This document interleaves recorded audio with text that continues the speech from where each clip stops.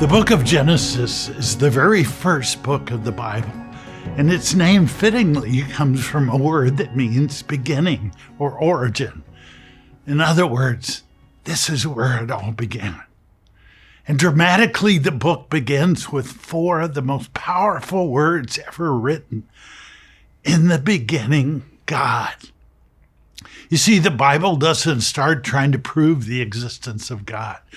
No, the self-existent one, the one who has no beginning, no end, no cause, he just shows up. And what does he do?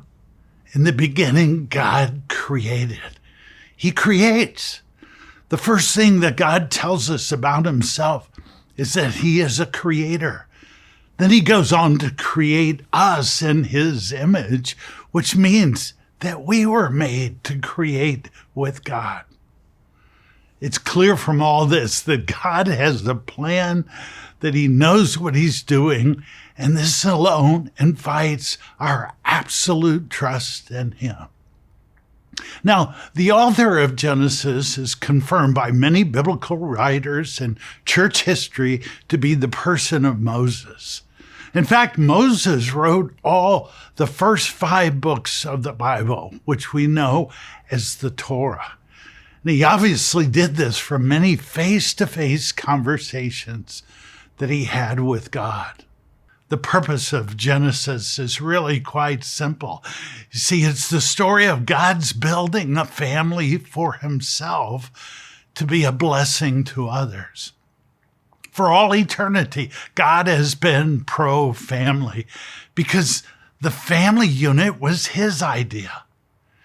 He has forever lived in harmony with God the Son and God the Spirit.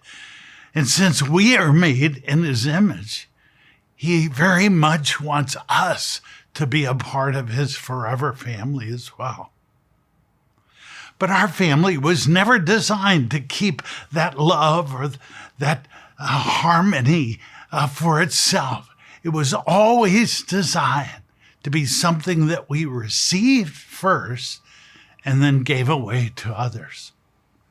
Here's how God described his purpose to Abraham, the father of the Jewish nation. I will make you into a great nation, and I will bless you, and all peoples on earth will be blessed through you. Even today, that purpose holds true for us, doesn't it?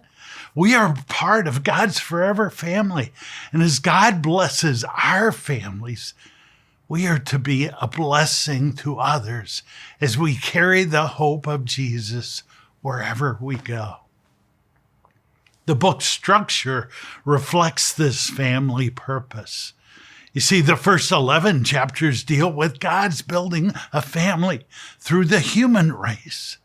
And this section revolves around 4 events: the creation, the fall, the flood, and the Tower of Babel.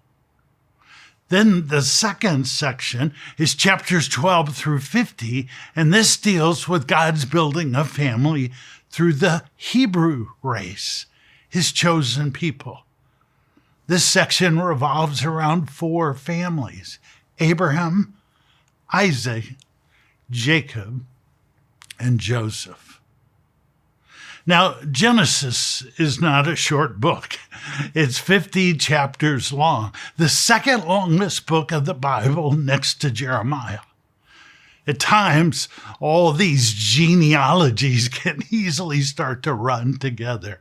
So here's my suggestion for how you might read this book: that you read it through the lens of the 4 core truths, because they show up in the most interesting places in this book.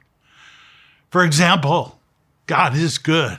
In the very first chapter, 6 times, it says of God's creation, it is good. And then he made Adam and Eve. He made you and I. And God raised the bar. He said, it was very good. You and I are God's very good work, fully redeemed in Jesus. Next, that Jesus has forgiven me. You see, God's plan to forgive us didn't start at the cross. It started right after the fall of mankind.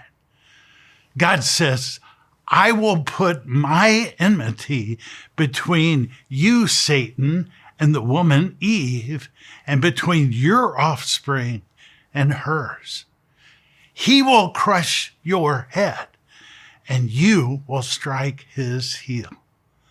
This is a reference to Satan and Jesus. You see, Satan will bruise Jesus' heel at the cross. But the good news is Jesus will crush Satan's head at the resurrection. Even back in the Garden of Eden, God had a plan to secure our forgiveness. Next, I am loved. God's love is on display throughout the book of Genesis. Even back in the Garden of Eden, God walks with Adam and Eve in the cool of the day. He's not a distant, far-off God. He wanted to be close to them, just as he wants to be close to you. And finally, everything is possible. Genesis is a book full of God's making the impossible possible. I mean, who saves the world using a do-it-yourself floating zoo like Noah? Or who buys baby clothes when you turn 100 like Abraham? There are many stories in Genesis that testify of God's goodness, of his forgiveness, of his love, and of his power. And as you read these stories, may you be blessed by them. And then in turn, may you be a blessing to others.